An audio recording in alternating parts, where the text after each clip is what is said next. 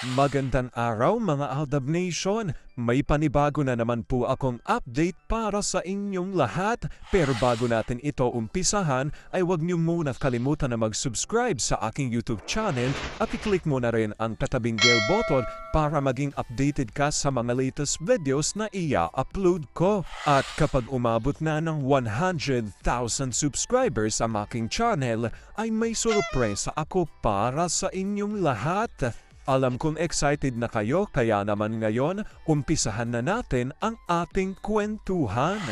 Ang pag-uusapan natin ngayong araw na ito kung saan, Alden, may ibang babae nga ba? Kaya nga bang gawin ni Alden na pumasok sa lungga ng ibang babae kahit na may asawa na to? At kung totoo ito, anong magiging reaksyon ni Meng? Matatalikuran nga ba ni Alden ang kanyang pamilya? Grabe naman ang balitang to. Gaano ito katotoo at may sapat nga bang ebidensya ang makakapagpatunay rito? Well, yan ang ating aalamin at pag-uusapan ngayong araw na ito. Alam kong super excited na kayong malaman yan, kaya naman huwag na nating patagalin pa. Una na ngay galing sa tweet ni Vampire 2019 at ayon sa kanya, halimbawa lang, after maglantaran ng lahat, anong sasabihin ng Manidoza family? Sasabihin nila, gawa sa pera? Or inutusan silang sumali? Oo, nung una katanggap-tanggap yon. Pero nitong huli, sobra na. Alam talaga na mga money face sila. Kahit may mga hindi magandang nangyayari sa buhay nila, go pa din sila. Tahimik ngayon ang account ni Ganda. Walang bagong utos ang boss ni Magna Kupit na mag-post siya. Last year nang bumulaga ang FC scam, post agad na ipinagtanggol ang asawa ko noon ng kapatid. Kapal lang talaga ang fest nito. Magaling mangupit. May family affair sina Ibyang noon. Post niya agad at nakalimutang i-edit. Booking ang tunay na magpartner na si Enchong at Arjo. Ayaw sabihin ng totoo kasi manggagamit sila. Dagdag pa ni Olive Kanayama, because of greed for money, pinagpalit nila si Ganda sa pera. And that's it. Ang sakit ang puso ni Ganda na buong Manidoza family, binenta siya at ipinagpalit sa pera. Kaya halos hindi na pumupunta si Ganda sa greedy family niya. Sagot pa ni Vampire 2019, matapos at matatapos din itong sarsuela ng Philippine Showbiz Mafia. Pero tayong palaban, hindi nila kayang mapasuko. Madami tayong bala na puro katotohanan. Isa na doon yung post dati ni Ate Beth, yung Renovo at kung sa English ay renewal. Yung nagpa-registered sina Alden at Meng ng kanilang renewal of marriage sa Vatican. Sino nga ang name ng isang executive dyan sa Tae Show na lagi nakashort na kasama ni Alden pumupunta ng Iceland? Nung nanood sila ng Borealis na minsan na chika din na eskabetsa ni Lolo Tonyo, si Lolo Tonyo kahit ganyan lang ang fez, chick boy din. Talagang magkakaibigan nga sila ng mga lolo natin. Bago natin ituloy ang ating kwentuhan ay bibitinin ko muna kayo ng kaunting-kaunti lamang.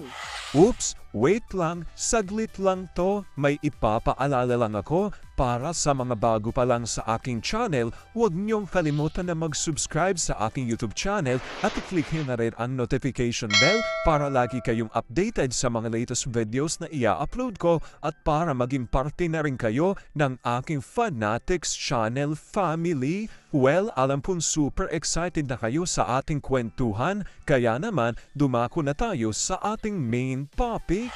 Gaano nga ba katotoo na si Alden ay may ibang babae nga ba? Kaya nga bang gawin ni Alden na pumasok sa ibang lungga ng babae kahit na may asawa na ito? At kung totoo ang balitang ito, ano ang magiging reaksyon ni Meng?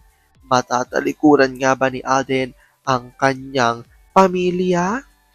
Gaano ito katotoo at may sapat nga bang ebidensya ang makakapagpatunay rito? Well, yan ang ating aalamin at pag-uusapan ngayong araw na ito. Alam kong super excited na kayong malaman niya kaya naman huwag na natin patagalin pa. Unang-una na nga ay galing sa tweet ni My Name is Theo01 at ayon sa kanya, kahit kailan hindi nyo mararamdaman ang nakakabaliw na pagmamahal ni A dahil kahit kailan hindi kayo magiging si M. Lahat ng pagmamahal at pag-aaruga ng isang RFJ, si M lang ang pwedeng magtamasa at ang higit 7 inches niyang pandigma at lahat ng posisyon na gagawin ni A para kay M lang lahat.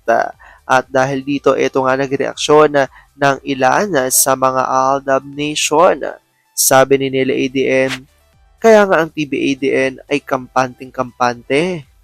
Kahit ano pang gawin nilang sarswela, never kaming magigiba. At walang makakatulad sa love namin sa parentals mo. ADN and Aldab stronger together. Sabi naman ni Evelyn Ala Salvador, kaya nga love naming apo yung mga may HDKA dyan sa tabi-tabi. Sorry na lang sila.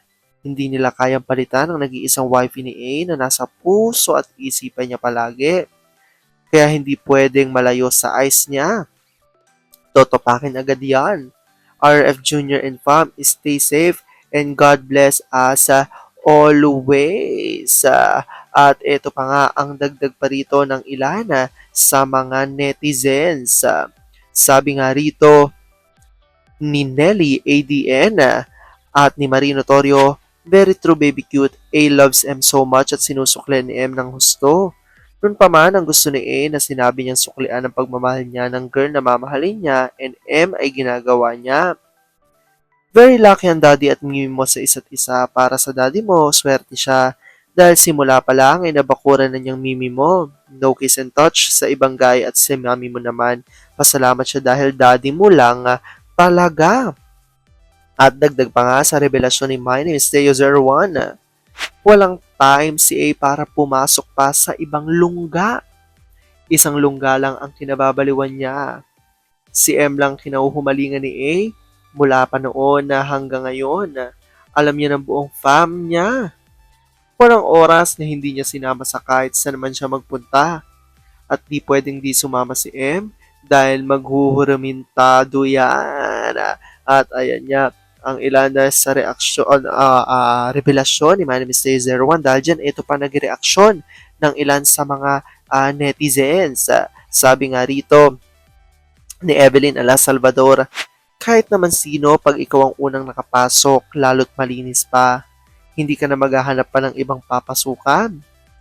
Totoo namang si M lang ang kinahumalingan na A na gandang natural kasi at hindi retox. Mabait at sobrang maalaga sa kanilang mag-aama kaya sobrang love ni A si M.